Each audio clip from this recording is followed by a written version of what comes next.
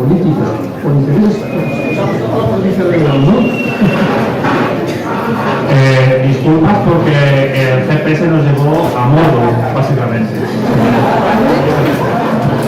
Vamos a ver primero qué significa. Así que empezamos con Santiago, que seguro que nos lo va a definir de manera magistral. Este funciona, creo. Sí. Bueno, lo primero, agradeceros la paciencia infinita que habéis tenido con nosotros y sobre todo la paciencia que tiene Pedro Baños y la maestría. No, la maestría que tiene como maestro de ceremonias para que él os ha seducido durante una hora aguantando a estos dos cazurros hasta que llegase. Pero bueno, cosas de la geografía y la tecnología. Bueno, ¿qué es la hispanidad? Pues es una pregunta realmente difícil de contestar. Y voy a decir por qué. Porque, ¿de qué estamos hablando? Estamos hablando de población, estamos hablando de territorio, estamos hablando de historia, estamos hablando de naciones, de varias naciones a lo largo de todo el globo. Porque hay que incluir a la lusofonía en la hispanidad. Lo digo porque Portugal, que está al lado, formaba parte de Hispania, que era la provincia romana. Y por tanto, los portugueses, mal que les pese, algunos nacionalistas portugueses son hispanos también. Y esto es importante porque en Portugal, una cosa es la Portugal del interior, más cercana a lo castellano, y otra cosa es la Portugal del litoral, la de Lisboa y la de Oporto, que es la que tiene el peso económico, la que tiene el peso político, la que tiene el peso demográfico, y que además es la Portugal más anglófila, frente a la del interior, que hay una Portugal vaciada, además de una España vaciada, hay una cuenca minera en el noreste de Portugal que también ha sufrido la reconversión industrial una vez que ellos entraron en la Unión Europea. Habría que analizar cómo lo que fue la revolución de los claveles luego fue traicionada también. Si juntamos lo lusófono a lo hispanófono, somos un total de más de 30 naciones repartidas por todos los continentes y 861 millones de personas. Con lo cual, para finales de este siglo seremos 1.000 millones. Eso equivale a hablar prácticamente de una civilización. Y es importante tener esto en cuenta porque lo hispano une a dos idiomas mayoritarios, más un conjunto bastante amplio de idiomas, vamos a llamarlos indígenas, y otros dialectos que se encuentran en todas las naciones. En España hay unos cuantos, pero también si uno se va a Angola se encuentran muchísimos, si uno se va a Brasil se encuentran muchísimos, México, Argentina, sobre todo en el norte y en el sur un poco, Bolivia, por supuesto, Perú, Ecuador, Colombia, Venezuela.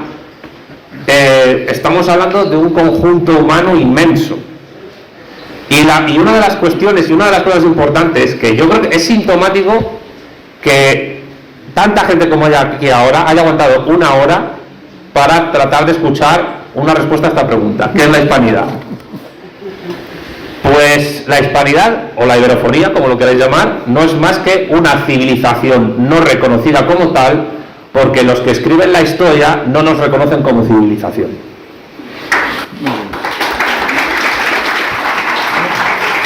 Le pasamos el testigo a Luis para que nos cuente también, os lo dé su definición de hispanismo y de hispanidad.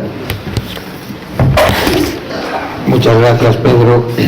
Muchas gracias, Santiago, Javier, y muchísimas gracias a todos vosotros por haber no aguantado este rato, porque si está con vosotros Pedro siempre es una maravilla, pero sí que aguantando esperarnos. Nada, es que no funciona el GPS y nos envía al otro lado. La hispanidad somos nosotros, la hispanidad es nuestra gran patria, la hispanidad es nuestra familia, la hispanidad es nuestro corazón, la hispanidad es nuestra forma de amar, la hispanidad es nuestro idioma, la hispanidad es nuestra forma de ser en el mundo, la hispanidad es nuestra empatía, la hispanidad es cuando alguien se cae en la calle y automáticamente todos los vecinos se acercan a ver lo que le pasa. La hispanidad es lo contrario a la anglosfera.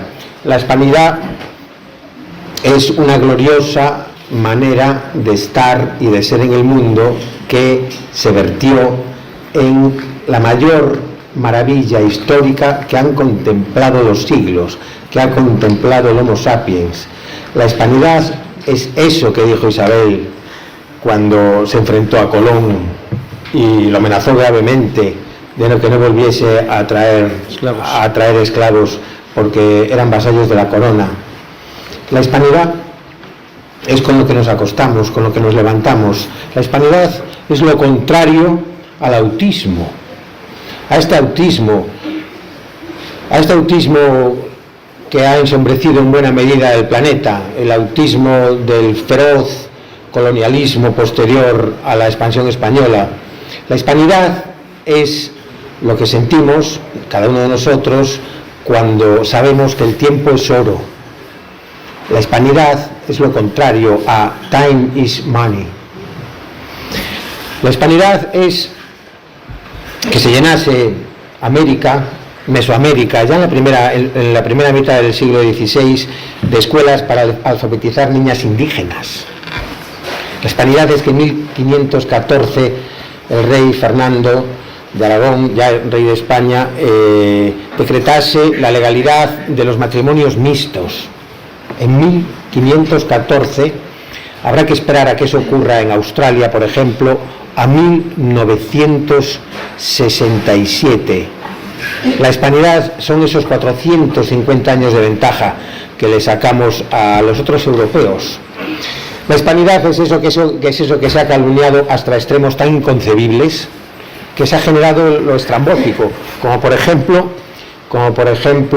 que los habitantes del actual México, que un porcentaje altísimo tienen, pero altísimo, 90%, tienen en mayor o menor medida sangre amerindia, sangre auténtica. Eso es la hispanidad. Y también es la hispanidad que haya caído una gigantesca calumnia sobre ella, calumnia imprescindible para que el resto de los países no se vayan directamente al psiquiátrico arrasados por la culpa. Calumnia que es imprescindible para que nosotros nos mantengamos aún desunidos de una manera política y superficial. La hispanidad también incluye en este momento esa gigantesca calumnia que nosotros vamos a tumbar. Y al tumbarla emergeremos como la nación que somos, los que hablamos español, los que falan portugués tamén, los gallegos que hablamos los dos. No os olvidéis que Portugal etimológicamente significa el puerto de los gallegos. La hispanidad somos nosotros, es algo absolutamente glorioso y tenemos que entender que esa es nuestra patria. España es nuestra provincia. La rojigualda es la bandera de nuestra provincia. La rojigualda es nuestra patria chica. La patria grande es la hispanidad. Impresionante. Estaba hasta emocionando y todo, Estaba emocionando todo. Yo ahora, si me lo permitís, le voy a poner un compromiso a Javi, le voy a pedir que nos diga qué es eso de los héroes de Cavite, ¿verdad? Porque seguro que muchos no lo conocéis. Cuéntanos brevemente, Javi. A ver, yo creo que estando aquí uno de los cofundadores de Héroes de Cavite, No pases la pelota, cuéntalo. Sí, la tengo que pasar porque nos va a explicar mucho mejor que yo. Yo me voy a perder. Y él seguro que no. Te toca. Muchas gracias, Javier. En realidad, él es el motor de Cavite en esta momento. Pero ¿qué es el hecho histórico? Aquí ¿en qué estamos hablando? ¿De la asociación? No, del hecho histórico. ¿Quiénes fueron los héroes de Cavite? Bueno, sabemos, ¿qué es lo que sabemos sobre 1998? 898. Sabemos que España pierde sus últimas provincias. Sabemos que los héroes de Cavite lucharon hasta el último minuto para que esto no ocurriese. Vamos sabiendo que la mitología que se formó ante la guerra de Cuba, ante la guerra de Filipinas, ante la guerra que llevó el luto y el horror tanto a Cuba, tanto a Filipinas, sabemos que los héroes de Cavite fueron, pues eso, los que lucharon para que no se derrumbase nuestra patria en el Pacífico, y con su ejemplo han dejado abierta la posibilidad de que en Filipinas, que sabéis que el idioma que habla el tagalo, más de la mitad de las palabras tienen origen hispano, y sabemos que tarde o temprano el español volverá a hablar sin esa tierra. Los héroes de Cavite lucharon hasta el último minuto en vano por defender las Filipinas, y gracias a esa gran estatua en Cartagena, porque había muchos cartageneros entre aquellos héroes que defendieron Cavite, nace esta asociación de héroes de Cavite hace muy pocos años, 18, hace 5 años, y nace y se ha extendido como la pólvora por toda la geografía nacional. Cuando digo geografía nacional me refiero a la geografía nacional hispana. Hay héroes de Cavite en México, hay héroes de Cavite en Cuba, hay héroes de Cavite en Filipinas, hay héroes de Cavite en León, hay héroes de Cavite en todas partes.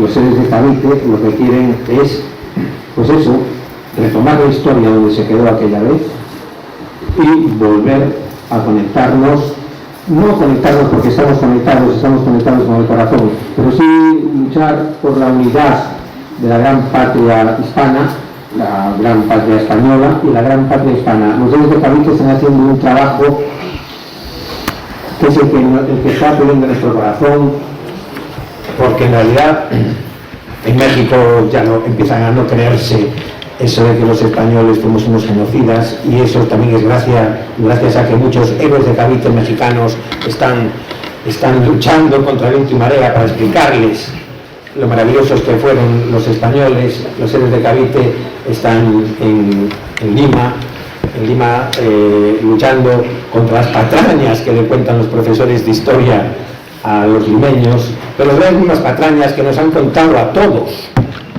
Y no estoy hablando ahora de la patraña de la Armada Invencible. Un año después de la Invencible, Inglaterra realmente comió del pulpo. Inglaterra sufrió una catástrofe que duplicó con creces el fracaso de la Invencible, cambió el signo de la guerra que ganamos, y por eso nos afianzamos en América y hasta hoy.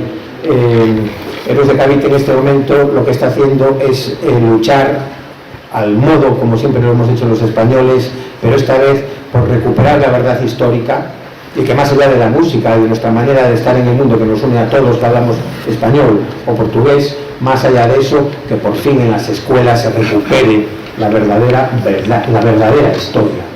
La verdadera historia. En México, en el siglo XVIII, era la ciudad que tenía más carruajes del planeta. La seguridad social es una cosa tan española que en el mundo de la anglosfera todavía no saben lo que es eso de que haya una seguridad pública y gratuita. Eso lo tuvimos en 20 millones de kilómetros cuadrados durante muchos siglos. Y el Cavite lo que está intentando es que recuperemos la memoria de todo eso. Y cuando la recuperemos, cuando realmente los mexicanos se sientan muy orgullosos de hablar español, muy orgullosos de lo que fue México, cuando se sientan con ganas e ilusión de recuperar esa prestancia histórica, entonces Héroes de Cavite habrá cumplido su misión cuando nosotros tengamos una sola bandera. Pero sí, bueno, Héroes de Cavite juega con la gran bandera de Borgoña, es nuestra la Cruz de San Andrés. Sí, la Cruz de San Andrés, porque es la bandera bajo la cual se forjó este imperio humanista. Es esta bandera bajo la cual los Homo sapiens de repente llegaron a América, atravesaron el Pacífico y llegaron con el mensaje de la evangelización, llegaron con el requerimiento.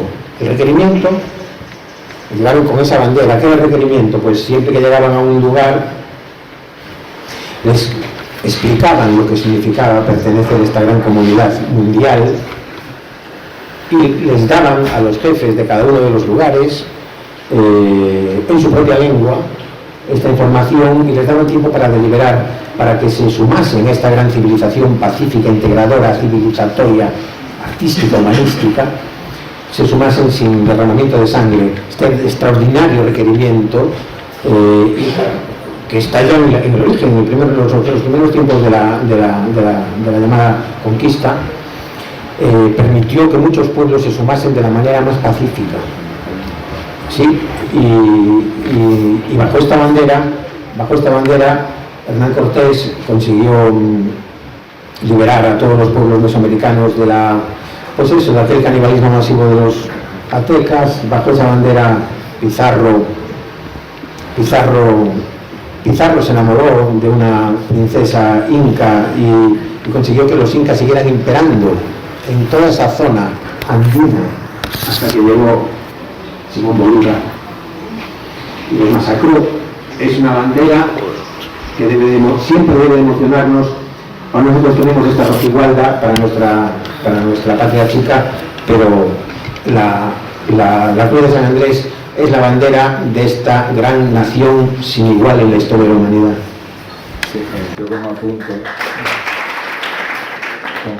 a lo que decía Gorrotxategi, es una bandera que vemos casi todos los días, que es la blanca con el aspa roja, y si os fijáis en todos nuestros banderines de las unidades militares, en los timones de cola de nuestros aviones de guerra, en el banderín más alto de los buques de combate, siempre viaja la Cruz de San Andrés, y no decimos, pasa desapercibida, pero es una bandera que nos une a todos. Se cambió, como bien sabéis, para evitar el fuego amigo en los buques, con la Cruz de San Jorge. Y ahora le quería lanzar a cualquiera de los tres ponentes algo que los españoles deberíamos de reivindicar, los españoles de cualquier parte de aquí o del otro lado del Atlántico, y sería que nos pueden explicar alguien los juicios de residencia, que hoy más que nunca serían de vital importancia. Quien quiera. Yo antes de eso lo va a explicar perfectamente Luis. Solamente el que quiera abundar un poco la diferencia entre lo que hicimos los españoles y lo que hicieron los demás, que lea la historia de Filipinas a partir de 1898, donde los estadounidenses mataron a decenas de miles de filipinos, a decenas de miles. Y no estamos hablando de principios del siglo XVI, no, estamos hablando del siglo XX, para que veamos que muchas veces cuando nos tratan de trasladar la parte negativa, nos están hablando del siglo XVI. Y esto que os estoy contando es de hace muy pocos años. Y ahí tenemos los ejemplos para la diferencia que existe entre aquellos que se consideraban no conquistadores sino civilizadores, a la diferencia de los que se consideraban conquistadores y por tanto con una superioridad moral absoluta con respecto a aquellos a los que iban a aplastar. Quería hacer una pregunta a esta señora antes de que me respondas al juicio de residencia. Respecto a la bandera de la Cruz de San Andrés. Yo toda la vida la he conocido como la bandera de los carlistas. Sí. A ver, que yo toda la vida he conocido la bandera que usted se ha contado como bandera de la hispanidad, entre comillas, como la bandera de los carlistas, toda la vida.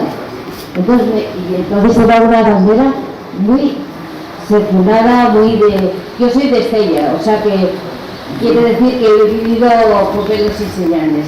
Entonces me llama la atención que solamente interpreten de la bandera una parte de la bandera, del significado de la bandera, no todo el significado de la bandera. Sí, es decir que claro, de Estella, qué maravilla.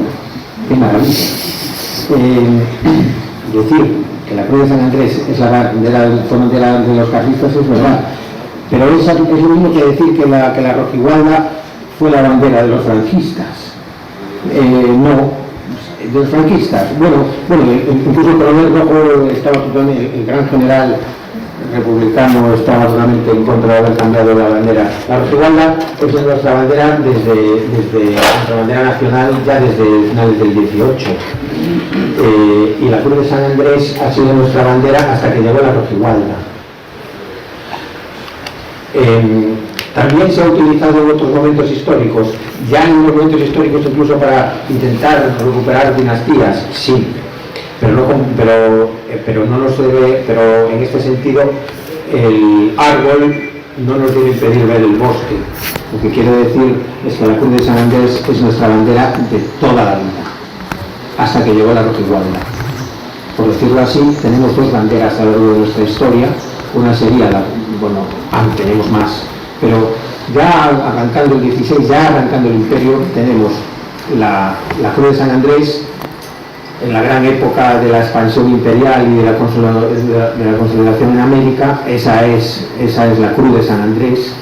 Y ya, como decía don Javier, a partir de la necesidad de tener una bandera que no se confundiese con otras, una bandera que se viese a lo lejos, entonces es cuando Carlos III va a hacer este gran concurso para ver cuál es nuestra bandera, y a partir de ahí, y tomando como ejemplo la bandera naval, pues esa se va a convertir en nuestra enseña nacional, la bandera más bonita que ha existido nunca, la rojigualda, ¿no? Una bandera preciosa. Pero bueno, en todo caso, la rojigualda es la bandera de los últimos 300 años, y de los anteriores es la cruz de San Andrés, que ha sido utilizado en distintos momentos históricos, por ejemplo por los carlistas, en un momento concreto de la historia. Pero eso no debe hacernos olvidar el carácter masivo que tuvo esta bandera durante siglos. Es la cruz de Hernán Costel, es la cruz de Pizarro, es la cruz con la que se levantaron 29 universidades, en grandes universidades en América. En esas universidades ondeó la cruz de San Andrés. Vamos a dar un paso un poco a Santiago, si no lo tenemos aquí aburrido. Santiago, ¿qué se puede hacer para mejorar, para potenciar esta hispanidad ahora mismo? Pues para empezar, ser justos, y además de combatir la leyenda negra, pues no caer tampoco en la leyenda rosa. Lo digo por el tema que ha dicho Luis del requerimiento, que ha dicho que era maravilloso. Bueno, cuidado, el requerimiento se leía en español a pueblos indígenas que no sabían español. Era un mero trámite burocrático y se los leía simplemente pues para decir, o aceptáis la gobernación española o habrá consecuencias, etcétera, y muchas veces no sabían de lo que les estaban hablando, porque ni sabían el idioma ni tampoco sabían muchos conceptos jurídicos que se les decía. Luego eso cambió con el tiempo, pero fue una práctica que se fue abandonando a medida que se expandía el imperio. Lo digo porque todos los imperios se expanden a través de un montón de mecanismos: comercio, conquista, alfabetización y violencia también. Y esto no significa que yo esté equiparando el imperio español a otros imperios, como por ejemplo el imperio británico, que construía sus centros de gestión en puertos, por si salía mal la conquista, salir quitando con todos los recursos allí. Entonces, divulgar lo que fue la historia de la construcción del Imperio Español y todo eso está muy bien, es muy necesario. Para eso tenemos gente como Luis Gorrochategui u otros historiadores que han iniciado ese camino para que se sepa la verdad de lo que fue aquello. Pero también yo creo que hay que pensar en sentido de futuro. ¿Por qué? Porque el Imperio Español, lo digo públicamente desde que hay tanta gente aquí, es una experiencia histórica que es pasado y no va a volver. Es una experiencia histórica como la fue el Imperio Romano, o la fue el Imperio Carolingio, o el Califato Omeya. Otra cosa es que de aquella experiencia histórica haya resultado un naufragio, y los témpanos flotantes de ese naufragio son las naciones soberanas que derivaron de esa descomposición. Una descomposición que es también para analizarla. ¿Por qué cayó aquello? Yo en mi libro de Religión y Socialismo, que va a estar a la venta dentro de una semana en la Biblioteca Universitaria de León, para el que lo quiera adquirir, trato de explicar por qué cayó. Y entre otras cosas cayó porque resultó que en un momento dado ese tipo de sociedad, de ese largo siglo de oro renacentista y barroco que se intentó construir, era incompatible con el hegemón industrial capitalista que se venía encima en ciernes, que venía desde los altos hornos del norte de Inglaterra y Londres, que fue al final lo que se volvió absolutamente hegemónico y prácticamente invencible durante todo el siglo XIX, hasta que llegaron dos señores, uno llamado Alemania y otro llamado Estados Unidos, que empezaron a darle un cogote. Y eso derivó poco después en la Primera Guerra Mundial. Lo que quiero decir con esto es que, además de entender cómo se forjó aquello, hay que entender por qué cayó. Porque si queremos recuperar de alguna manera aquello sin ser igual, porque no se puede recuperar una experiencia del siglo XVI al siglo XIX, hay que entender por qué cayó y no cometer los mismos errores. Y se cometieron bastantes errores, sobre todo a partir del siglo XVIII, para que todo aquello cayera, con el cambio de dinastía. Que por cierto, la dinastía que gobierna en España es la misma que vio caer el imperio. Y parece que eso se olvida. Entonces, yo creo que es fundamental eso, conocer la historia, entenderla, saber que aquello es pasado, pero que lo que importa es que hay 30 naciones soberanas en todos los continentes que hablan 2 idiomas que tienen la misma raíz lingüística, y que otra cosa importante, porque aquí sí le doy la razón a Luis, España sería una nación política soberana, pero a nivel cultural sería una provincia de aquello. Pero desde lo que es España hoy, a lo que ha quedado reducida la palabra España, que es básicamente el 90% de la península ibérica, unas islas que se llaman Baleares en el Mediterráneo, otras islas que se llaman Canarias en el Atlántico, hasta que nos las quite Marruecos, y espero que eso no ocurra nunca, Ceuta y Melilla es solo una parte que tiene que actuar como ejemplo o como coordinador de un trabajo que fuertemente tiene que hacerse sobre todo en África y en América.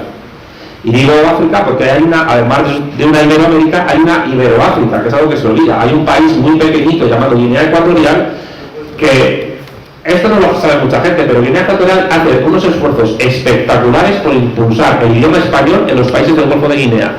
Guinea Ecuatorial, tan denostada, está abriendo escuelas de español en Nigeria, en Camerún, en Gabón, en Benín, en Togo, en Ghana, y no se habla de eso. Y luego tenemos los países que hablan lengua portuguesa en África: Mozambique, Angola, Santo Tomé y Príncipe, Guinea-Bissau y Cabo Verde, que están muy cerca de las Canarias. Y Cabo Verde, Canarias, Madeira y Azores forman la Macaronesia, punto geoestratégico fundamental para reorganizarnos. Y luego está el tema de Brasil. Habrá mucha gente que denoste a Lula da Silva o a su sucesora Dilma Rousseff, pero estos 2 gobernantes fueron los que impulsaron la ley del español con el objetivo de que fuera la segunda lengua del país. Si hay un país que puede organizar, aparte de México, pasa que México, pues ya sabéis el refrán, ¿no? Tan lejos de Dios y tan cerca de Estados Unidos.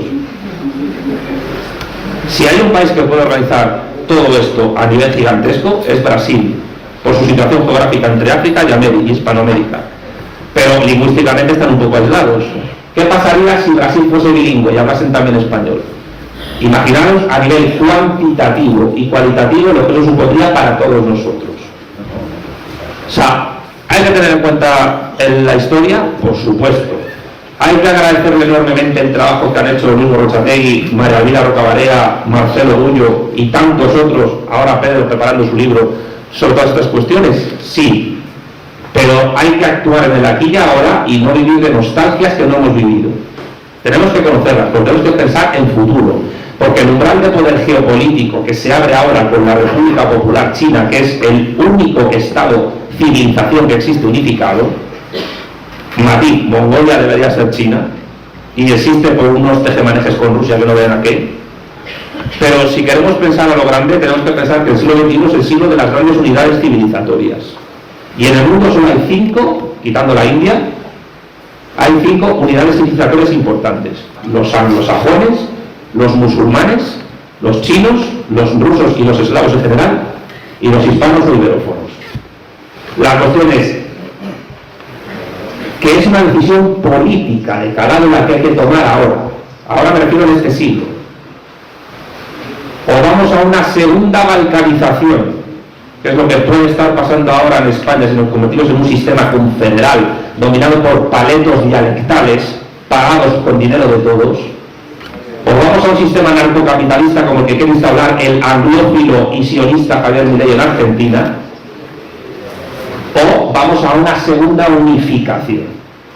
No hay término medio. O nos balcanizamos más o nos unimos. Podría poner al Perón: unidos o dominados. Así nos tiene que ver el siglo XXI.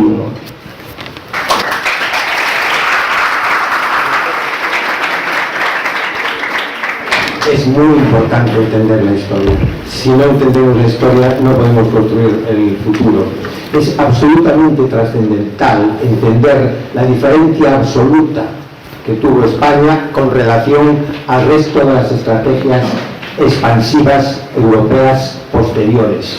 Es absolutamente crucial entenderlo, porque si no sabemos quiénes somos. El requerimiento es uno de los grandes logros, igual que los frutos de residencia, es uno de los grandes logros no solamente de España, sino de la historia del Homo sapiens. El requerimiento funcionó en las lenguas indígenas de cada uno de los lugares en los que se... Más adelante. No te interrumpí. No, pero... Escucha y aprende, mi querido y gran Santiago.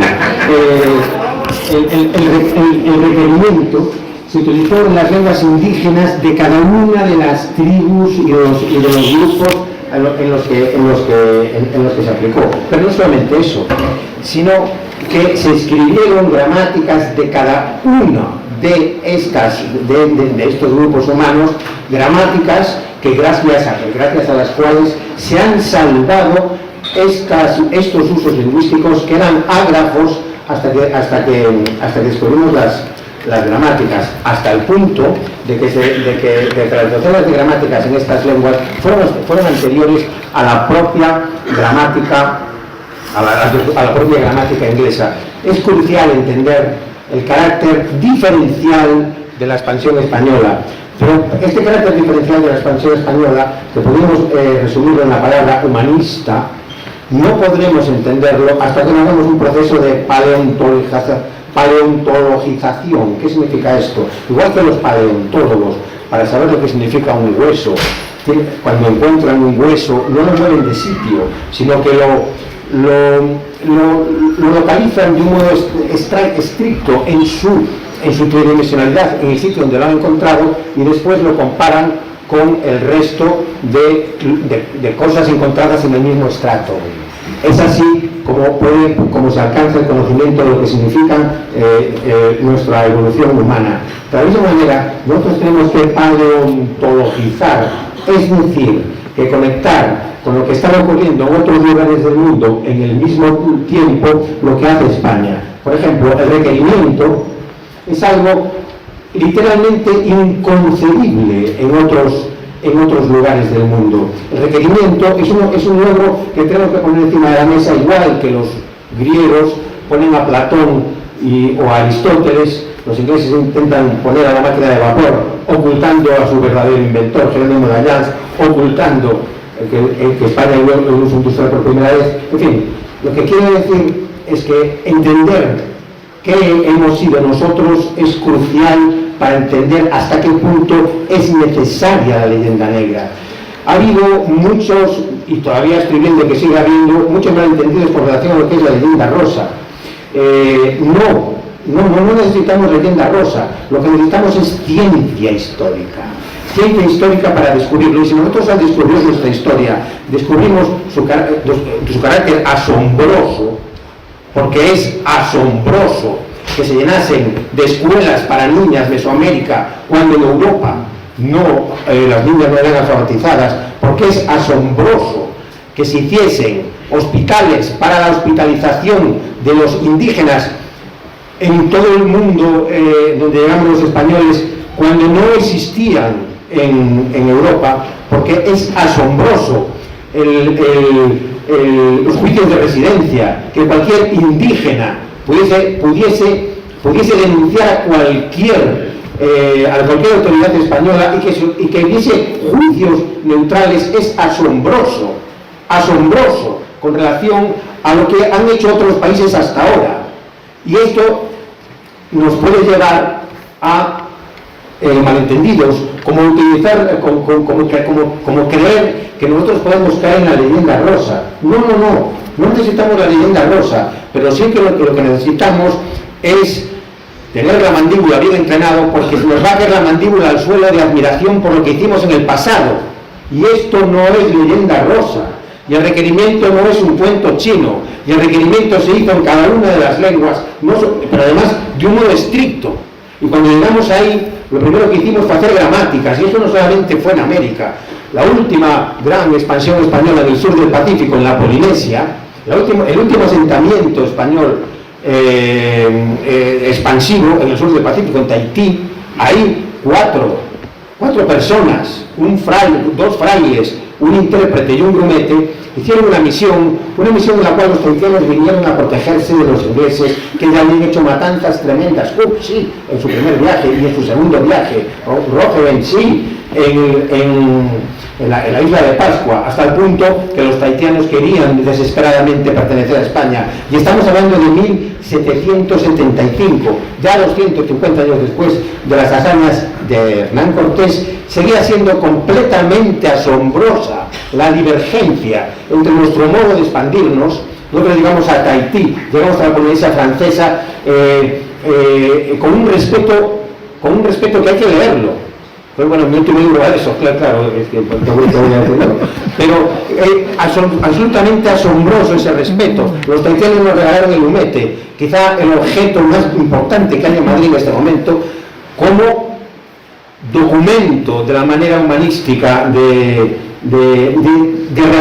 accionar en el mundo de los españoles. Nos regalaron un cuenco de dolerita negro como pidiéndonos la pertenencia a España, porque ya habían ido por ahí británicos, ya habían hecho matanza a los británicos.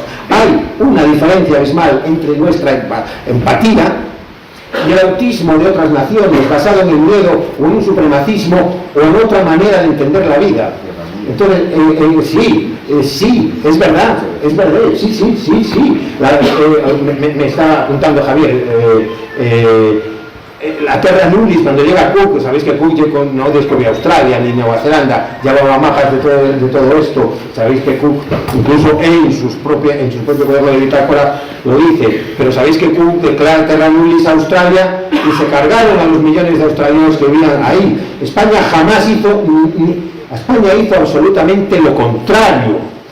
No es leyenda rosa. El hecho de que tengamos una historia tan absolutamente brillante no es nuestra culpa. Y el hecho de que al compararla con los demás se les caiga la cara de vergüenza a los demás, culpa de ellos. Pero por Dios, no minusvaloremos lo mismo, porque el pasado es la catapulta para el presente y para el futuro.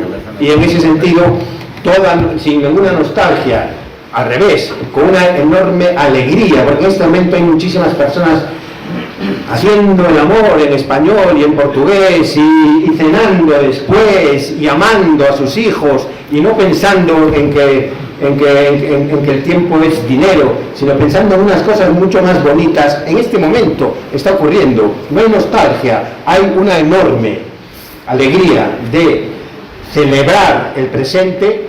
Y no tenemos ningún complejo, no hay ningún complejo por sacarle el niño, simplemente por desenterrar, como paleontólogos que somos, por desenterrar la historia de España. Y si la historia de España es tan brillante que convierte en una cochambre miserable la expansión colonial de otros países del futuro, eso no es nuestro problema. Y nosotros no vamos a dejar de hablar de eso. Y esto no es leyenda rosa en absoluto, es simplemente verdad histórica.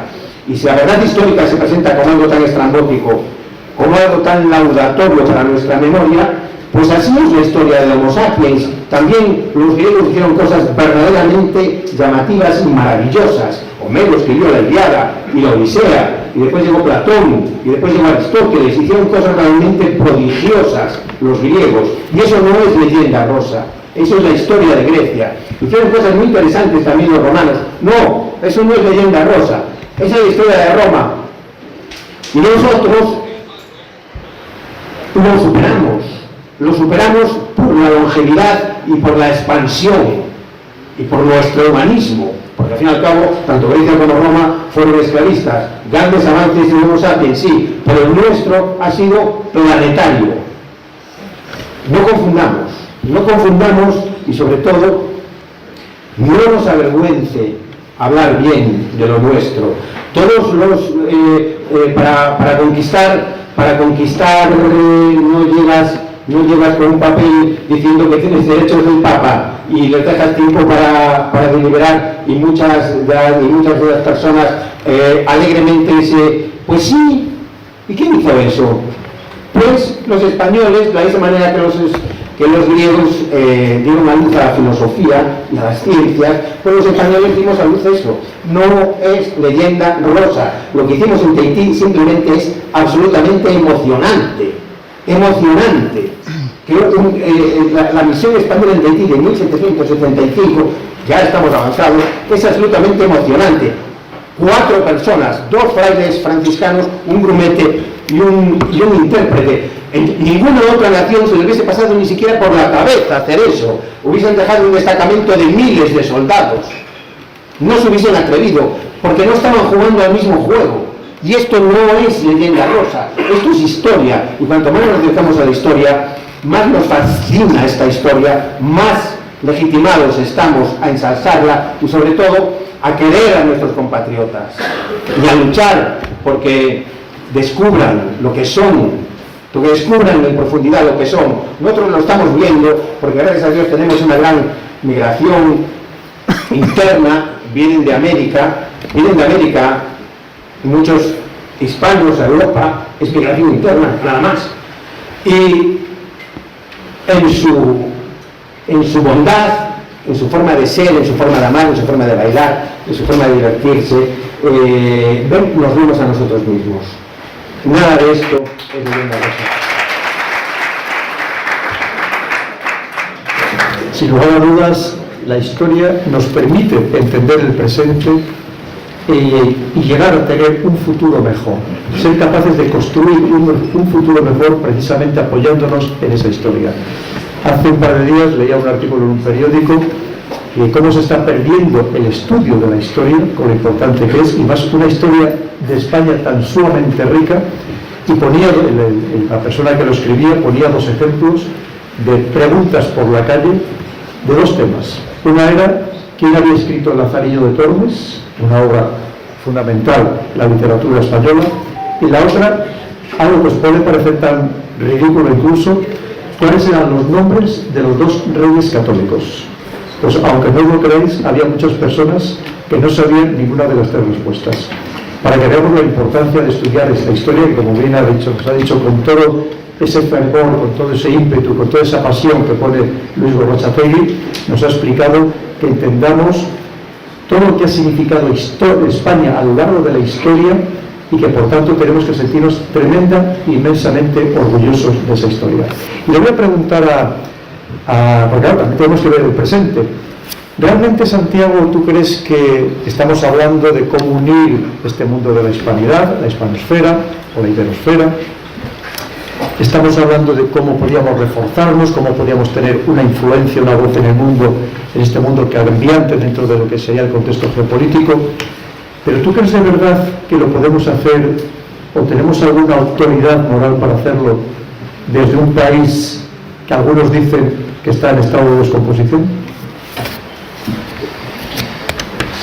Me voy a enlazar la respuesta con algo que le comentó a Luis. La leyenda rosa es absolutamente minoritaria en la historiografía.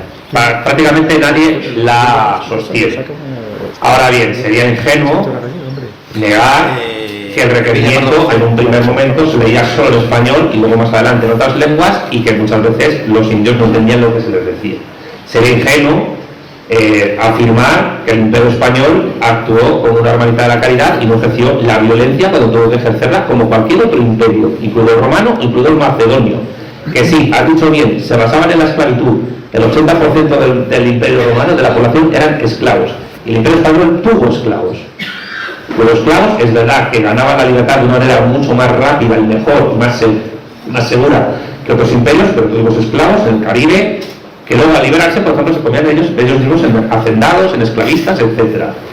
Tuvimos conquistadores africanos negros también, que venían siendo esclavos. Los campeones de la esclavitud en América fueron los portugueses. Nadie llevó más esclavos a América que Portugal, muchísimo más que España, que Inglaterra y que Francia. Y aún así, se podría decir, en términos de Gustavo Bueno, imperio generador, imperio depredador, que si España tenía un perfil generador y el Imperio Británico depredador, Portugal estaba a medio camino de los dos. Pero evidentemente yo puedo sentirme muy orgulloso de lo que hicieron mis antepasados, pero tampoco vamos a negar que toda expansión imperial es violenta y que en toda expansión imperial hay abusos y hay gente que puede ser maravillosa y hay gente como López de Aguirre que eran básicamente psicópatas. Y tampoco se puede negar que, debido a los abusos que se cometían, se paró la conquista y se hizo un debate. La escuela de Salamanca, allí muy activa, Bartolomé de las Casas y Ginés de Sepúlveda, que fue quien ganó el debate, para durante un año debatir si lo que estaban haciendo estaba bien o no, y si debían continuarlo. Ningún otro imperio en la historia ha hecho eso. De hecho, sí que están orgullosos. Pero también hay que reconocer la otra cara de la moneda. Que la otra cara de la moneda era ínfima comparada con los británicos, por supuesto, pero existió. Y negarlo y ensalzar el imperio español como los mundos de Yupi, sí es leyenda rosa. Dicho esto, A la pregunta que te he hecho. a la pregunta que te he hecho, porque tiene que ver. Autoridad moral. Es que quiero decir, la organización de una suerte de institución supraestatal, si se quiere así llamar, no se hace a través de autoridades morales, se hace a través de poder. Y el poder en la política choca con la moral y con la ética, y prima siempre. Otra cosa es que los políticos puedan actuar con más moral o con menos, pero siempre choca. La cuestión es que ahora, pues, ¿por qué los BRICS han recuperado? Los BRICS. Bueno, tiene que ver con los BRICS. ¿Por qué China recuperó Hong Kong? Porque tenían fuerza para ello. ¿Por qué nosotros no recuperamos Gibraltar? Porque no tenemos fuerza para recuperarla. ¿Por qué los chinos están organizando los BRICS con Brasil, con Rusia, con la India y con Sudáfrica, y se están planteando incluso acabar con el modelo SWIFT de intercambio y con acabar con la dolarización del mundo? Porque el cambio del oro al dólar vino porque Richard Nixon dijo: yo sé que el dólar es un mero papel, es dinero fiduciario, pero ¿cuál es la base de la confianza que puede tener el resto del mundo en el dólar? El poder industrial y económico y científico de Estados Unidos. La garantía del dólar somos nosotros. Y China ha dicho: se acabó. Ahora la garantía vamos a ser el conjunto de países que vamos a acabar con vuestro hegemón. Y por eso los anglosajones están tan nerviosos. La cuestión es que la tragedia actualmente del mundo hispano-iberófono es que sí, que el mundo anglosajón parece que está en un proceso de descomposición, que yo creo que es mucho más lento de lo que parece, pero es evidente que está ocurriendo. Pero hasta que no caiga, hasta que Estados Unidos no caiga como hegemón, no podemos hacer mucho. Porque no va a soltar la presa así como así. Ya Joe Biden dijo: no es nuestro patio trasero, es nuestro patio delantero. Y que Milei pueda llegar al poder en Argentina y la dolarice, en el fondo es un reimpulso de Estados Unidos en la zona. Se están repartiendo los BRICS y el G7 del mundo, se está quedando China y Rusia, se están quedando China y Rusia con África y se va a quedar Estados Unidos con Iberoamérica. Es posible. Y entonces así ahí lo tenemos mucho más difícil. Y España podrá tener poco que hacer ahí, porque España está dentro del patio delantero rico, que es la Unión Europea. Y eso tiene sus connotaciones geopolíticas presentes y futuras tremendamente complicadas. Porque por una parte nos estamos confederando a nivel de organización administrativa regional, pero por otra estamos en la OTAN. Con lo cual, para hacer misiones en el extranjero servimos, y para hacer de parteaguas del exceso de migración desde África también, igual que Italia.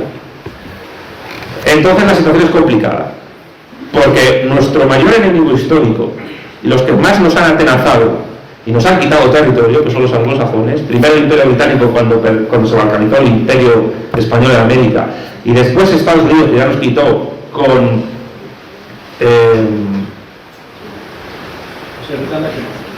no, iba a decir que cuando nos quitó Cuba, Filipinas, Puerto Rico y ciertas islas del Pacífico, Guam, Tahití no, porque Tahití acabó siendo francesa, por lo cual lo que ha contado Luis es muy divertido, pero Tahití es francesa hasta ahora. La cuestión es que Estados Unidos, mientras sea lo que es, al mundo hispano no le va a dejar ni unirse ni organizarse, nunca. Entonces tenemos que pensar en esto. ¿Cuál es nuestro verdadero enemigo? Pues el que históricamente lo ha sido siempre. Y eso parece ser que se nos ha olvidado. Y la prueba es que en nuestras naciones hay mucho anglófilo. Y con anglófilo, incluso ya pro-capitalista. ¿Por qué digo esto? Porque no es casual que el Imperio Español cayera en el momento en que el modo de producción capitalista, en sentido de Marx, se implanta a escala imperial, porque son los imperios los que implantan los modos de producción. Y además Marx definió con una sola frase, mejor que nadie, por qué cayó el Imperio Español. Con una frase que está en una primera página del tomo 1 del Capital, identifica a España con el Quijote y dice: ya Don Quijote pagó el error de creer que la caballería andante era compatible con todas las formas económicas de sociedad. Y el Imperio Español era incompatible con el capitalismo. No porque fuésemos humanistas, porque también eran humanistas los italianos y incluso hasta los protestantes eran humanistas. Era porque éramos católicos, que a nivel religioso y cultural es una afrenta, porque el catolicismo, en su sentido estricto de doctrina social de la Iglesia, de justicia social, es incompatible con la forma de acumulación de capital que se ha implantado a través de los anglosajones. Entonces, en conclusión, ¿qué quiero decir con esto? Que ahora mismo estamos a la expectativa de cómo se está desarrollando esta Segunda Guerra Fría entre los anglosajones y una civilización llamada China, que ya ha superado su siglo de la humillación y que se la tiene jurada al anglosajón por lo que les hizo en el siglo XIX con las guerras de Europa. El problema es que ellos sí son conscientes de quién es el enemigo y nosotros no. Y ese es el problema. Y mientras que no resolvamos ese problema, no hay nada que hacer. Lo voy a hacer, como ya son casi las 9, le voy a hacer la última pregunta a Luis para daros luego paso a vosotros para que le preguntéis todo lo que queráis. Luis, yo te voy a preguntar algo que creo que es muy importante. ¿Por qué todavía en España hay tanta gente que se crea a tus juntillas la leyenda negra? ¿Por qué hay tantas personas que difunden, incluso ellos mismos, que fomentan esta leyenda negra? ¿Y qué podríamos hacer para evitarlo? Muchas gracias, Pedro. Bueno, permíteme, Santiago, que vuelva a corregir los hechos. No puedo con ello, no hace ni caso. En un instante solamente. El esclavismo existió en el imperio, sí, en cantidades mínimas, pero no como indígenas, sino con el avión de permiso que el Tratado de Utrecht nos obligó a aceptar del barco negrero, no barco negrero inglés. Por tanto, el esclavismo en el mundo español, en América, fue absolutamente mínimo, por un lado, y por el otro lado, aquellos esclavos, cuando llegaron los ingleses a intentar quedarse con Buenos Aires en 1807, sufrieron la última gran paliza masiva, ¿no? Y salió un tumulto ahí por patas del Cono Sur, por eso se habla español en América hoy. Pues aquellos ingleses, por ejemplo, el teniente Gillespie, se queda absolutamente estupefacto de cómo eran los llamados esclavos en España, porque los esclavos eran lo que hoy llamaríamos personal de servicio. De hecho, los esclavos formaron regimientos para luchar contra el inglés. De hecho, tenían mejores condiciones los soldados ingleses que los llamados esclavos españoles. De hecho, una de las grandes excusas que dio Bailo ante el juicio que tuvo que sufrir por la derrota terrible que sufrió la guerra en 1807 en Buenos Aires, es que sus soldados se pasaban al lado español. Quiero decir, es muy importante entender que la esclavitud no existió en el imperio hasta sí, al final, en el siglo XIX, en Cuba, sí que acabamos copiando un poquito ese modo que llama Santiago capitalista. Pero las cosas por las que cae el imperio no es porque funcionase mal, no es porque no hubiese una economía de intercambio que funcionase como un reloj. Si el vino de Mendoza se bebía en todo el mundo, si las grandes fábricas textiles de lo que hoy llamamos Perú y Bolivia vestían a la mitad del planeta, si todo funcionaba de maravilla, cae el imperio por una estrategia absolutamente concreta, llevada a la práctica por Inglaterra a través de sus agentes, San Martín, a través de sus agentes, del agente Simón Bolívar, en la cual lo que hicieron literalmente fue exterminar españoles. Lo que hicieron fue robar todo el líquido circulante que había en América, el robo tremendo de Cochrane y Simón Bolívar y todos los robos anteriores que llevó a llenar de barcos de metales preciosos robados y dejar a los hispanos sin ni siquiera líquido circulante. Tuvieron que darles pagarés los británicos. Durante años, con esos pagarés vistieron a los hispanos hasta que después, en 1825, le hicieron firmar el primer gran préstamo con la banca Bail. Por eso cayó el imperio, no porque el Quijote de la Mancha tropezase con su lanza. No, cayó el imperio por una debilidad política y militar del propio imperio en ese momento, que no pudo enfrentarse a miles y miles de soldados británicos y holandeses dirigidos por españoles que se pasaron al otro bando y no pudieron pararlo. El imperio no hubiese caído en absoluto, sino, como reconoce Portugalio Roberts, el gran investigador de este tema, no hubiese caído si no hubiese sido por el ataque masivo anglo-holandés. El imperio podría haber funcionado y podría seguir funcionando hoy. No es que nosotros estuviésemos lejos de un nuevo modo de producción. No, fueron una serie de avatares políticos. Esto es muy importante. Y hablando de libros, en mi libro, las derrotas inglesas en el Río de la Plata, 1806-1807, victoria decisiva en Buenos Aires, le dedico la última parte del libro a explicar esto. Cae por una estrategia británica que tenía más de un siglo de antigüedad, con el plan para unir a España, con el posterior plan Marshall, por el memorial de Popham, por el segundo memorial de Popham. Cae por una estrategia masiva británica, no porque nosotros nos hubiésemos quedado obsoletos, no es que nos quedásemos obsoletos, no lo es, simplemente, y de hecho el Real de A8 fue moneda, la única moneda de curso legal en Estados Unidos, fue la única moneda de curso legal en Estados Unidos, porque la libra fue totalmente rechazada, porque era una auténtica chapuza numismática, porque no estaba regularizada, porque no sabían hacer todas las libras del mismo peso. En ese sentido quiero decir y estamos hablando del siglo XIX. No, el imperio cae por una serie de avatares políticos de primera magnitud relacionados con la invasión masiva inglesa y holandesa, comandada por agentes británicos como Simón Bolívar, como San Martín, como Padilla, etcétera. El imperio podría haber seguido funcionando si no llegara a ser por esta tormenta perfecta que se desencadena sobre España con la traicionera invasión francesa y al mismo tiempo el ataque masivo inglés y holandés. Si no, el imperio podría haber seguido. Es importante saber esto, no es que nos quedásemos obsoletos, es que se hacía. Y la leyenda negra, ¿por qué en España se cree en la leyenda negra? Hemos vivido con la leyenda negra, y ya con el cambio de dinastía, como bien ha explicado el Mira Cabrera en su libro Fracasología, los nuevos Borbones traen la leyenda negra y empiezan a echar pestes contra los Austrias para sacarse brillo a sí mismos.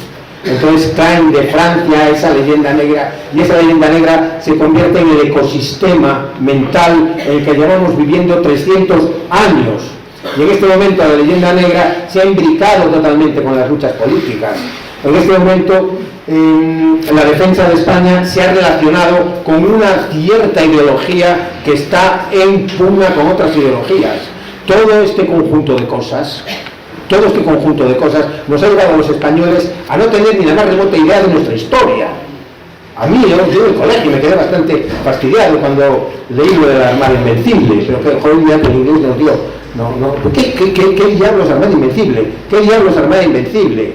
Si al año siguiente sufre una catástrofe que duplica con creces de la Gran Armada, que si en las condiciones de paz ganamos la guerra, si en 1618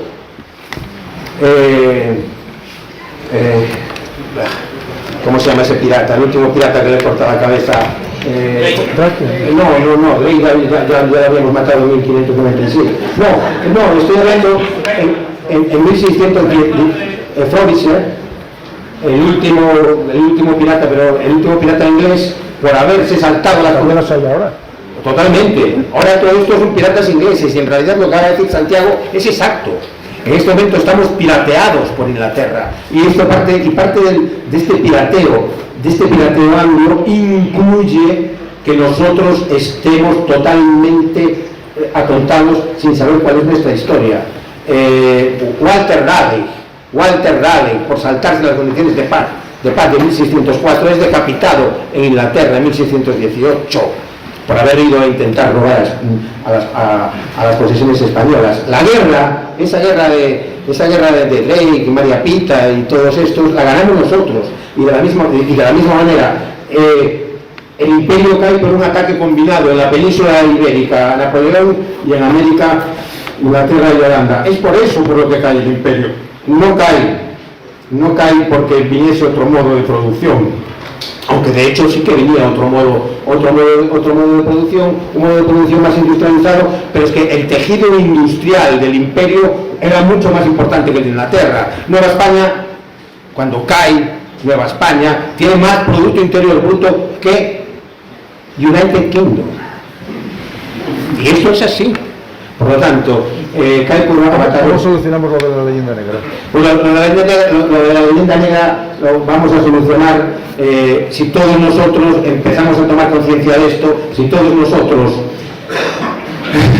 luchamos para que los políticos se den cuenta de que no le hacen ningún favor manchando la Rojigualda, que no le hacen ningún favor manchando la Cruz de San Andrés, que no le hacen ningún favor prohibiendo en los institutos, y he estado 32 años dando clase en uno, prohibiendo en los institutos que se explique la gran historia de España, porque al mismo tiempo es la gran historia del Homo sapiens en el siglo XV, XVI, XVII y XVIII.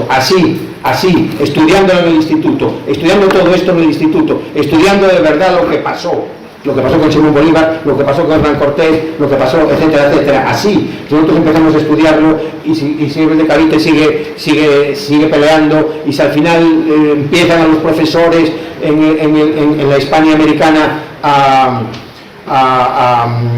darse cuenta de lo que es la historia, así conseguiremos quitarnos de encima la leyenda negra. Y como nos quitemos de encima esta leyenda negra, que lo vamos a hacer en breve plazo en este siglo, entonces emergerá otra vez nuestra gran nación hispana. Muy bien. Pues vamos a dar paso para que preguntéis lo que queráis. Empezamos por ahí. Hola, buenas tardes. Enhorabuena a los tres ponentes, es un lujo tenerlos aquí. Y quería haceros una pregunta de geopolítica relacionada con todo lo que habéis hablado. Hace relativamente poco se ha estrenado un documental, España, la primera globalización, de López Grillo, donde se habló de la estrechísima relación que tuvo el Imperio Ming con el Imperio Español a través de Filipinas, a través de la Plata de Nueva España, como incluso hasta los propios chinos, cuando firman con los ingleses a mediados del siglo XIX el contrato por el puerto de Hong Kong, exigen cobrar en el Real de A8 español, rechazando la libra inglesa, ¿no?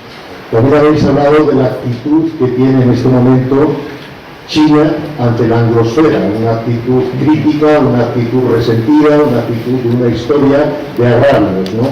Mi pregunta es, ¿qué queda de esa buena relación que tuvo China con la hispanidad y cuál creéis vosotros que es la visión que se tiene desde la China actual de la hispanidad? Y no me refiero lógicamente a España, sino a toda la hispanidad.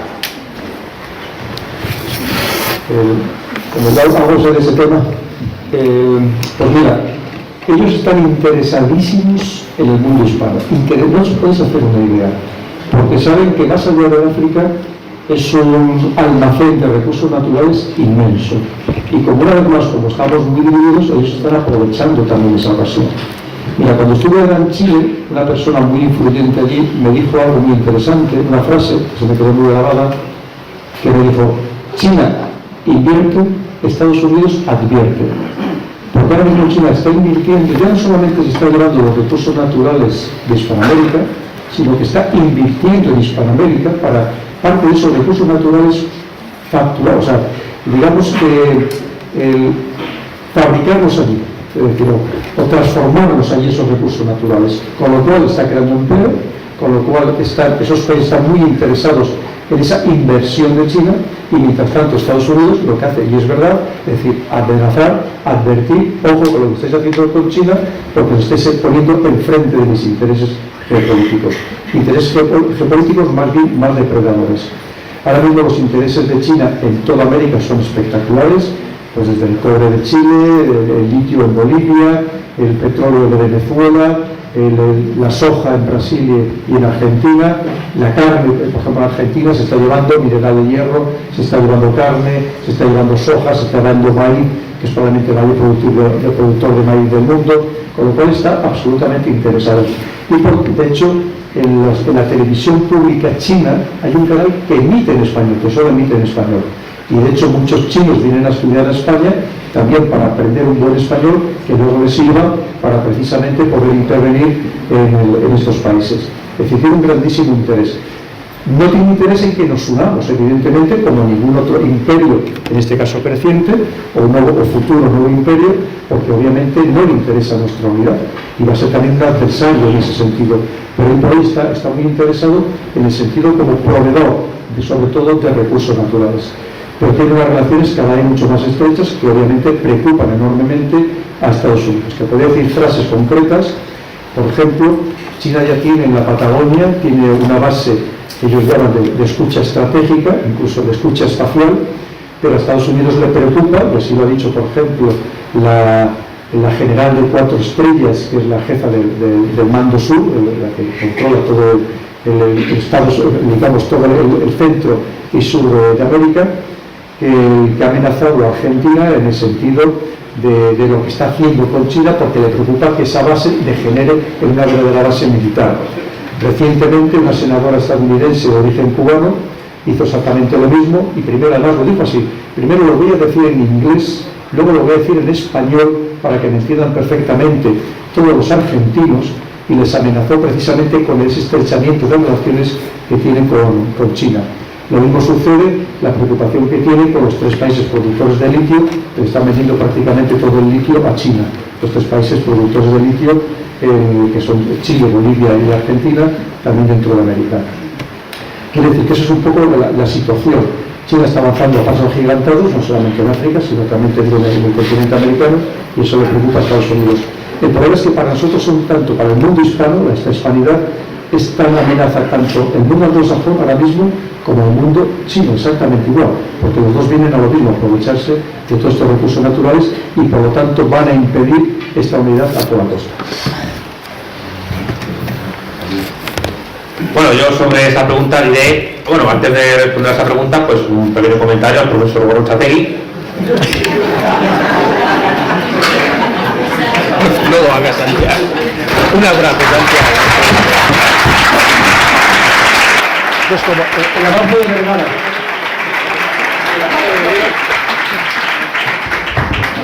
No lo digo porque él me ha corregido en cosas que no he dicho, entonces evidentemente yo ya sabía que la inmensa mayoría de los esclavos que tuvo el Imperio Español eran de origen africano subsahariano. A los indios se les cortó enseguida el tema de los esclavos. Pero es verdad que se concentró sobre todo la esclavitud de subsaharianos en el Caribe, y sí es verdad que una vez caído el Imperio continental, sí empezó a haber unos campos de trabajo algodoneros, sobre todo manejados desde la burguesía de Barcelona, que fueron tremendos, lo cual no quita que no hubiese negreros en otras partes de España y de la península ibérica, por supuesto. Pero sí tuvo un carácter más depredador el Imperio Español a partir de ese momento, y un poquito más con los Borbones, no hasta el punto de Francia, etc. Y sobre la otra cuestión de los modos de producción, me hace gracia porque dice, no perdió el Imperio Español porque se impuso otro modo de producción, aunque luego dice, pero sí al final se impuso otro modo de producción. Es que aunque la isla de Inglaterra, de Gran Bretaña, no tenía el poder económico que todavía tenía la América española, sin embargo el desarrollo industrial que había tenido en el siglo XVIII ya Gran Bretaña era impresionante comparado con las otras naciones de Europa occidental y central. Ninguna le podía llegar a ese nivel de desarrollo, y lo usaron muy bien para sus planes y programas geopolíticos y geoestratégicos que venían de mucho tiempo atrás.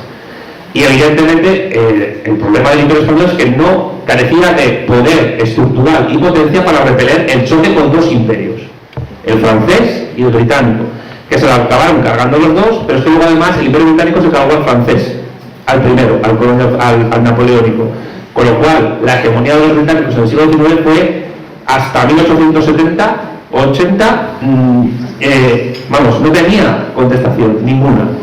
Y esto se conecta un poco con la cuestión de China. ¿Por qué? Porque el Imperio Británico, evidentemente, con el ya mentado siglo de la humillación, fue el que sitúa a China en un nivel de postración, que, sin perder su unidad formal como imperio con la dinastía Qing, sin embargo, sí se lo reparten distintas potencias europeas y sí lo someten durante tiempo para ser básicamente un paraíso del tráfico de drogas. Por eso fue las guerras del opio. Eso se acaba en el momento en que, después de la revolución de los Boxers, en China, Sun Yat-sen inicia la rebelión de Xinhai y ya hay un sentimiento nacional de liberación en China dirigido por el Kuomintang, que luego se ha aprovechado por los comunistas y durante varias décadas, hasta 1949, pues primero expulsan a los restos de colonialismo que queda, después hay una guerra civil entre el Kuomintang y los chinos, el Partido Comunista Chino, luego se unen contra Japón, que lo que hicieron los alemanes en Europa es un juego de niños con lo que hicieron los japoneses en China. Y no se habla de eso. Y en Corea. Y en Corea. Y en Filipinas. Y en Indonesia. O sea, brutales. Solo los croatas superaron a los japoneses. Pero la Ustacha famosa. Y una vez que expulsan a los japoneses y una vez que se gana la Segunda Guerra Mundial, de nuevo vuelven las utilidades hasta que en el 49 se impone el Partido Comunista Chino. Y sí es cierto, como dice el Foro de Baños, que a la República Popular China no le interesaría una hispanidad unida, como tampoco le interesaría cualquier tipo de unidad geopolítica gigantesca que le pueda suponer un peligro. Tampoco le gustaría que los musulmanes se unieran contra ellos, entre otras cosas porque hay población islámica en Xinjiang, en Turquestán y en el centro del país importante. Por tanto, a cualquier imperio que crece no le interesa que se forme otra unidad imperial. Es que es normal, no es una cuestión ni de que los chinos sean malos ni nada, es que es normal. Ahora bien, yo creo que aquí hay que hacer como en el fútbol americano. Es decir, nosotros deberíamos organizarnos aprovechando la ventana de oportunidad que se abre en este combate entre anglosajones y chinos, ir detrás con la pelotita mientras los chinos se dan de hostias con nosotros y mientras aprovechar esa ventana para organizarnos. Porque los otros dos están ocupados. Y mientras estén ocupados, y Rusia está también por ahí metiendo baza, pues es cuando nosotros podemos hacer algo. Y ya estamos haciendo algo, pues, escuchando a Pedro Baños y Luis y yo tirándonos canitas todo el rato. ¿Por qué? Porque eso significa que se está dando lo que Marcelo Gurú llama insubordinación ideológico-cultural. Que a mí me gusta más que el término batalla cultural, porque eso es un término protestante de la Alemania de Bismarck que se hizo contra el Centrum Católico, la Kulturkampf. En todo caso, aprovechemos eso, sigamos el camino que estamos haciendo, que yo creo que con sus más y sus menos y con sus altos y sus bajos lo estamos haciendo bien, y pensemos que este es un camino a largo plazo que tenemos que legar a nuestros hijos y a nuestros nietos y a todos los que vengan después.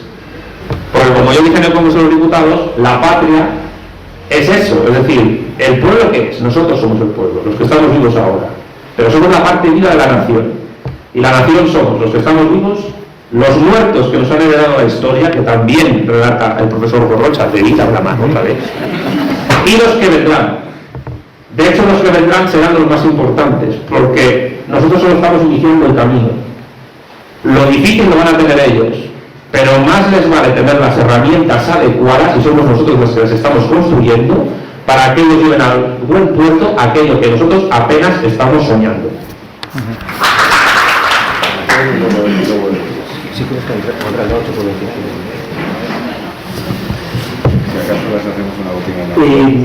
Bueno, gracias por estar aquí, pero habéis estado haciendo constantemente una comparación entre el Imperio Español y sobre todo el Imperio Británico.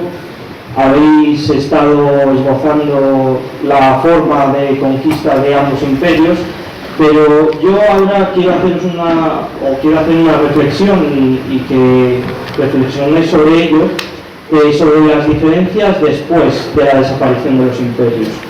Estamos viendo cómo el Imperio Español, después de su desintegración, nos encontramos ante gran división territorial y aparte luchas internas, tanto en esos países como entre ellos mismos. Estamos viendo cómo el presidente de México está pidiendo al actual rey de España que pida perdón por lo que hicieron antepasados, incluso antepasados de su de reyes que no pertenecen ni siquiera a su dinastía.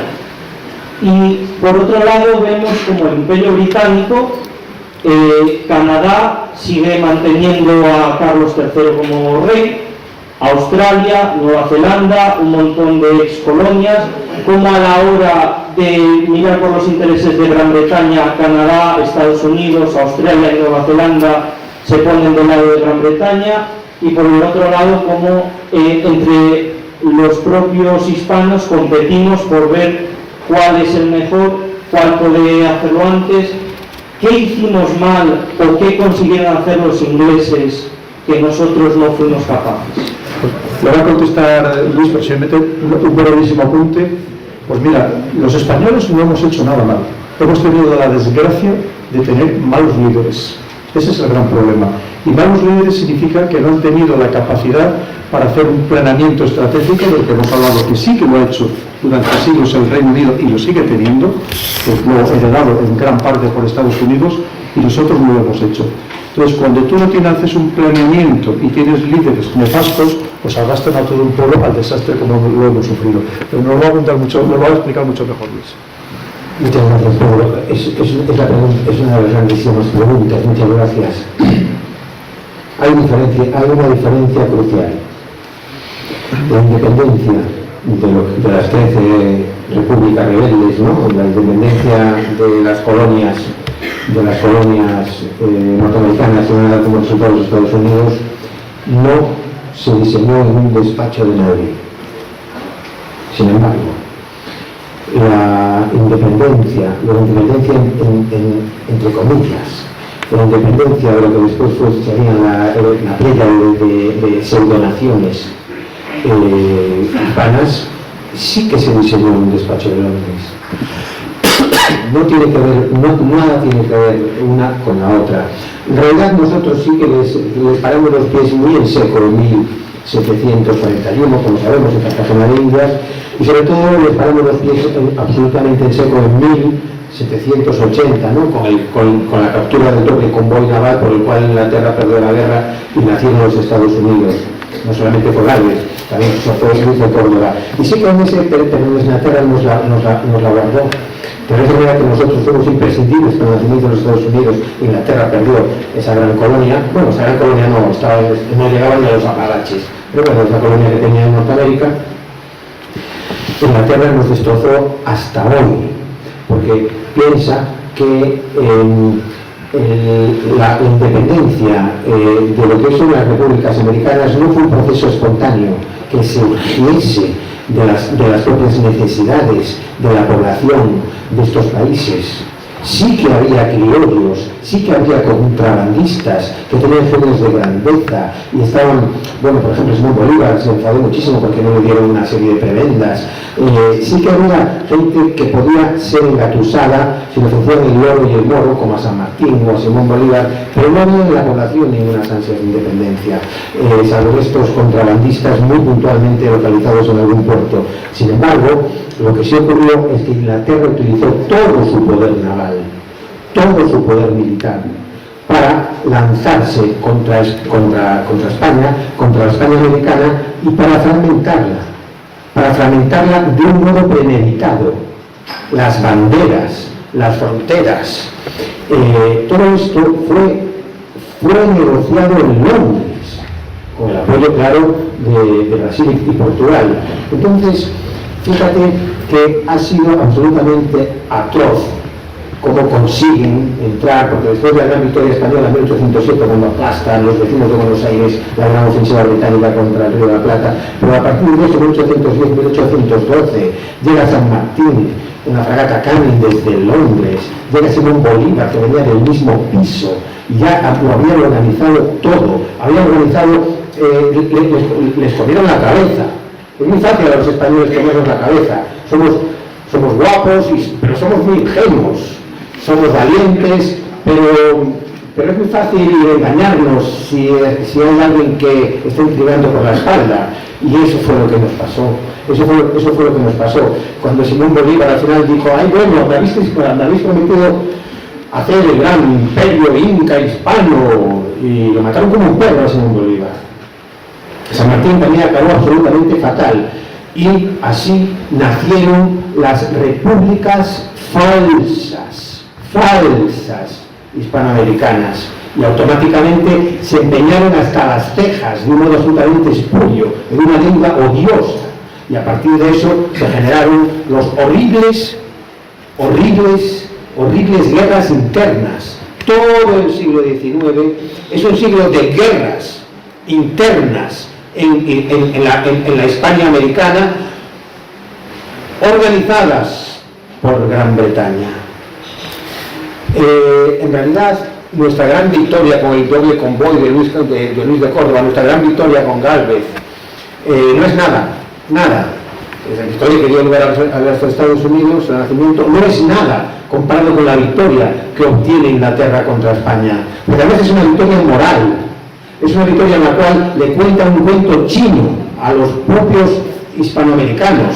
Verdaderamente, después de las grandes matanzas que se producen en Londres en 1812 y que después van a ser todavía mucho peores en el continente americano, a finales de esa década, de esa segunda década del siglo XIX en América, desde el terror bolivariano y las matanzas, todas estas, después de todo esto, que esto es una estrategia británica, nacen estas guerras absolutamente expoliadoras de zonas tributarias endeudadas, y esto es lo que nos explica la diferencia abismal que existe entre la independencia espontánea de la República, de las 13 colonias americanas. Es una independencia que sale de ellos porque los estaban explotando de una manera miserable, el botín del té, etc. Eso sale de ellos. Sin embargo, la nuestra no sale de nosotros. La nuestra es un engaño en una casa de Londres, en la casa de Padilla de Londres, que ahora se ha convertido en el centro de peregrinación de la búsqueda de la libertad contra el opresor español. Pero fíjate hasta qué punto esta derrota española es una derrota mucho más profunda y mucho más longeva, porque es una derrota que no solamente es militar, de hecho lo fue en la toma de Buenos Aires, sobre todo la toma de Lima, sí que fue una derrota militar, pero sobre todo es una derrota moral, porque estos nuevos países tienen que justificar su propia existencia. Tú piensas que Argentina no va a convertirse en lo que hoy conocemos como Argentina hasta casi un siglo después. Se convierte en un caos absoluto y tienen que justificar su propia existencia. No van a decir, joder, ¿pero qué hicimos? Da marcha atrás. Aunque eso sí que lo pensó San Martín. Y sobre todo, eso sí que lo pensó Simón Bolívar. Dios, ¿qué hice? ¿Qué hice? No puedo dar marcha atrás a la moviola. La hemos liado. Eso lo vivieron. Pero ¿qué hubo que hacer al final? ¿Qué hubo que hacer? Pues construir unos relatos históricos para tirar para adelante. Mitre en Argentina, construir un relato argentino. ¿Qué vas a hacer si no? Uruguay es un invento directo del embajador inglés. ¿Qué vas a hacer? Bueno, pues vamos a tener que construir la historia de Uruguay, la historia de Argentina y todas estas historias. ¿Y estas historias con qué las escribimos? Contra los españoles, porque es que si no les quedaría una cara de tontos que la irían arrastrando por el suelo. No sé si me estoy explicando. Entonces es imprescindible. En el himno de Argentina, eso de morir hasta morir, luchar hasta morir, eso fueron el grito de Liniers que acabó con el inglés. En fin, son países artificiales que han tenido que construir historias artificiales anti-españolas para justificar una existencia que nunca debiera haberse producido. Muy bien.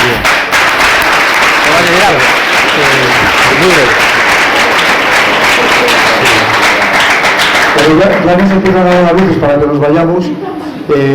Va a contestar una cosa Santiago, muy breve, de 10 minutos. Telegráfica. Y luego la última pregunta, el que lo quiera hacer, y ya con esto vamos a ir terminando. A lo que dice el profesor Rochategui, añadir que las repúblicas que se independizan del Imperio Español acaban endeudadas durante siglo y medio a bancos ingleses y acaban siendo manejadas como una suerte de neoprotectorados de Londres y después de Washington, por los cuales en la división internacional del trabajo, modo de producción capitalista, acaban siendo exportadoras de materias primas y dedicándose al monocultivo y al extractivismo, mientras reciben manufacturas de alta gama por parte de Europa y particularmente de Inglaterra. Ese establecimiento de esa división internacional del trabajo también es fundamental para entender la situación de estos países. Al mismo tiempo, un matiz. Esa buena situación que tiene el mundo anglosajón se cierne solo realmente en los 5 ojos: Estados Unidos, Canadá, Australia, Nueva Zelanda y el Reino Unido. Pero si nos vamos al resto de excolonias británicas, la cosa cambia sustancialmente, incluso estando en la Commonwealth. Zimbabue, expulsada de la Commonwealth, no tiene una buena relación con su antigua metrópolis. Sudáfrica está en los BRICS y ahí están esos movimientos de Kill the Boer aumentando cada día más. Barbados se ha salido de la Commonwealth y ya no es una monarquía, es una república y se ha acercado mucho a China, con lo cual no es tan bonito todo el pasado de colonial británico, porque hay muchas excolonias, sobre todo africanas y asiáticas, que están buscando un camino aparte de ese hegemón anglosajón. Y el ejemplo más grande de ellos es la India, incluso Pakistán, que ahora mismo unos tejemanejes gubernamentales tremendos, pero la India también tiene sus agravios con su antigua metrópoli. Si no entendemos esto, tampoco vamos a estar fuera del foco de la situación. Muy bien. Pues venga, vamos con la última pregunta. La tenía este señor Daniel. Venga. Bueno, ante todo, muchas gracias por plantaros aquí en Perú, un sitio incomparable, a mí me encanta.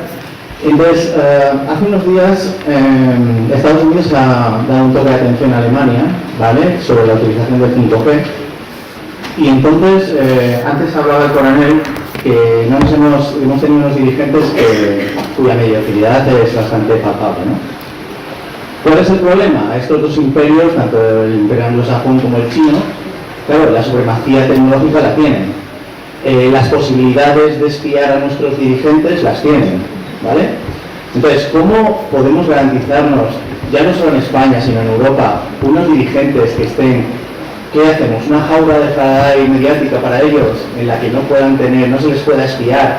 Porque yo creo que o buscamos una gente honesta y aislamos totalmente de la posibilidad de ser espiados y todo esto, o no sé, no tengo mucha esperanza de un dirigente que sea honesto y que tenga algo más, la honestidad como bandera y más cosas, porque me parece que tecnológicamente es difícil, siempre les pueden sacar cualquier tipo de mierda y con eso les pueden decir, tú tienes que hacer esto otro, etc. Entonces ahí viene la debilidad, creo, de todos estos planteamientos. No podemos criar a un niño en un embrión con 2 años, aislarle mediáticamente de todo y que sea un gran dirigente. No sé cómo se puede llegar a eso, o sea, me parece algo utópico. Muy breve.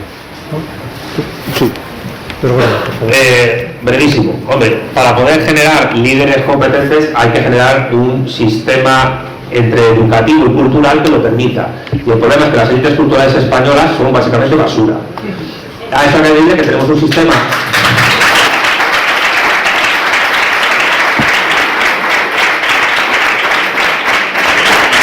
hay que añadirle que tenemos un sistema educativo que desde inicios de los 70, con Vilar para sí, pues no ha tenido una sustancia continua en el tiempo que haya permitido generar españoles que estén... O sea, que hay muchos saltos entre la gente, con perdón, que está en la ESO con respecto a la que estaba en EGB, y con saltos de cultura mínima general.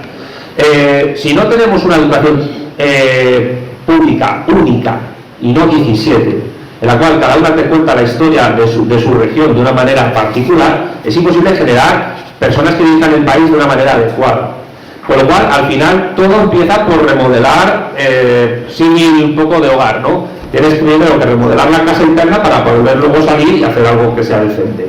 Así que toca remodelar el sistema educativo y que eso permita, a nivel incluso universitario, que es un desastre, generar gente que realmente quiera hacer una vida política, económica y cultural en España y no que se tenga que buscar la vida en Europa del Norte, mientras que los europeos del norte nos convierten en un macro hotel, macro prostíbulo, donde la clase obrera de los países del norte viene aquí a pasar el rato y desahogarse de lo que les explotan allí. Y cierro con una cosa histórica. Se habla de la depredación de recursos que hizo el Imperio Británico en las colonias, pero no hemos hablado de la explotación y exploración que hizo en su propia población autóctona durante todo el siglo XIX y cómo los masacró a los obreros y campesinos ingleses en la minería. Para eso no hay más que leer la situación de la clase obrera en Inglaterra de ellos para saber esto. Y por eso Marx, y por eso vino Marx.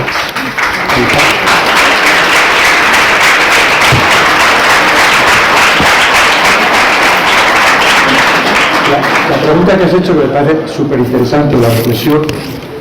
Me daría para estar hablando unas cuantas horas, porque has tocado dos temas de los que verdad me gustan, ¿no? Fíjate, yo habría 3 partes importantes. Una es la geopolítica tecnológica, otra es efectivamente el tema del liderazgo político y otro es el tema del espionaje a los políticos. Voy a intentar hacer lo más breve posible si es que soy capaz. Yo no soy tan hábil como estos dos señores. Mira, el tema tecnológico geopolítico, claro, ¿qué sucede? El 2G fue un invento que es cuando empieza el 3G, que es cuando empiezan los móviles a ser, digamos, inteligentes, que pueden recibir y enviar correos electrónicos. Es un invento europeo. Nokia y Siemens lo desarrollaron. Cuando saltamos al 4G, es básicamente un invento estadounidense. Apple, aunque es verdad que también colabora muy activamente una empresa surcoreana, Samsung. Pero luego, cuando llega al 5G, es básicamente China, Huawei y ZTE. Es así, es la realidad. Y Europa ya estamos totalmente descolgados. Sí, es verdad, aquí Ericsson intenta hacer algo, pero a un precio muy superior. Estados Unidos totalmente descolgado ya.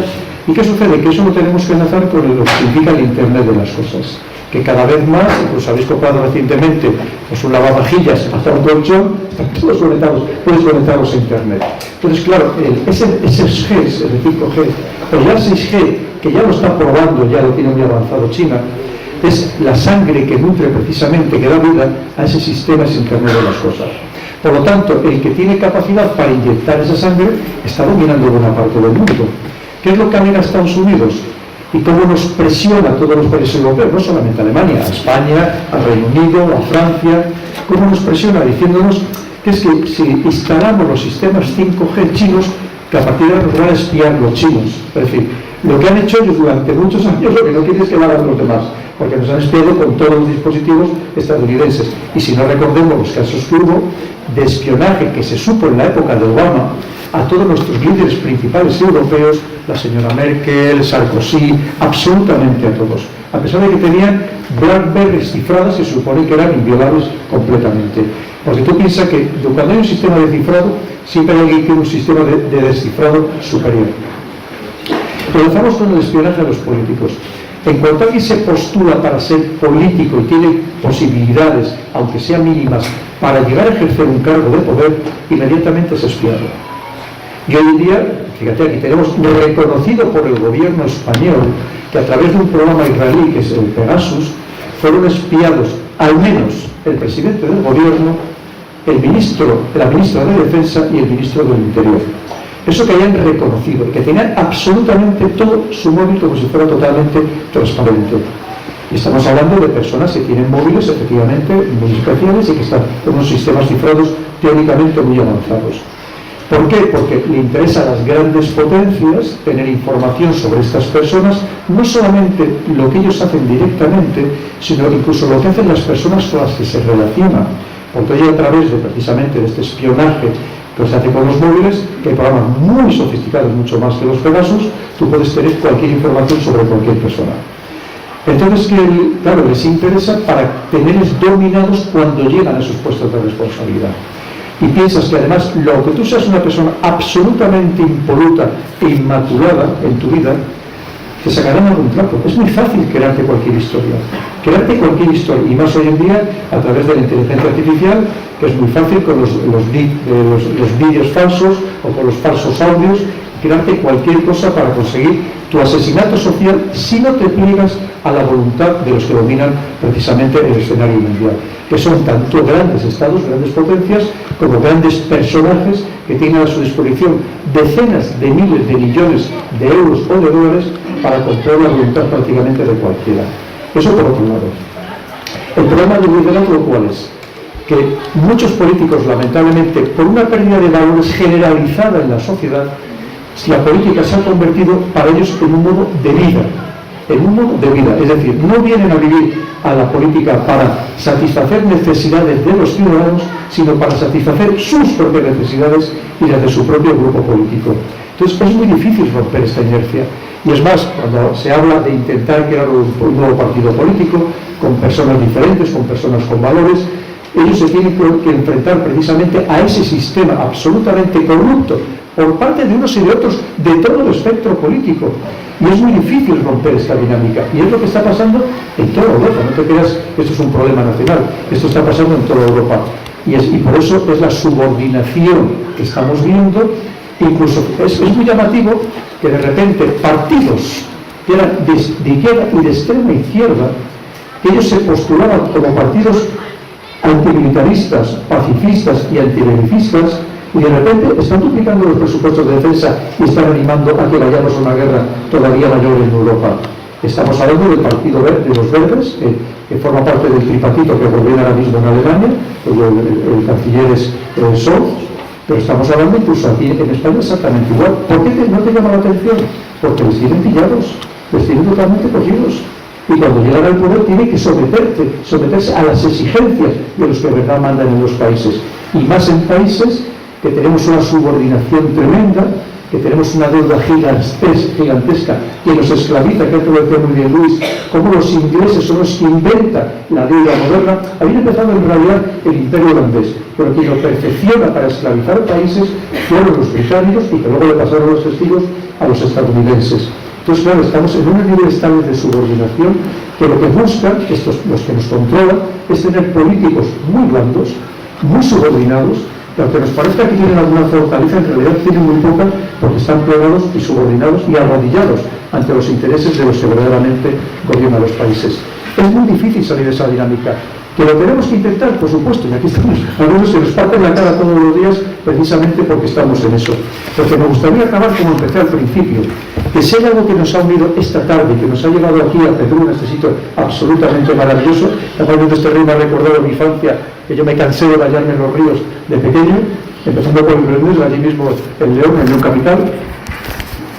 Recordad que lo que nos ha traído aquí y lo que debemos mantener siempre es el amor a España y a todos y cada uno de los españoles, porque somos una gran nación que nos tenemos que defender y nos tenemos que proteger nosotros mismos, porque lo que nos sobran son enemigos y lo que necesitamos son políticos que nos unan y no que nos separen, y políticos, como antes comentábamos, que hagan riqueza de nuestra diversidad y no enfrentamiento de nuestra diversidad, porque tenemos una patria excelente, extraordinaria, con una población maravillosa, excepcional si la comparamos con otras partes del mundo, y tenemos que luchar todos nosotros por seguir teniendo cada vez una España más fuerte, más unida y que tenga una voz importante en el mundo. Muchísimas gracias.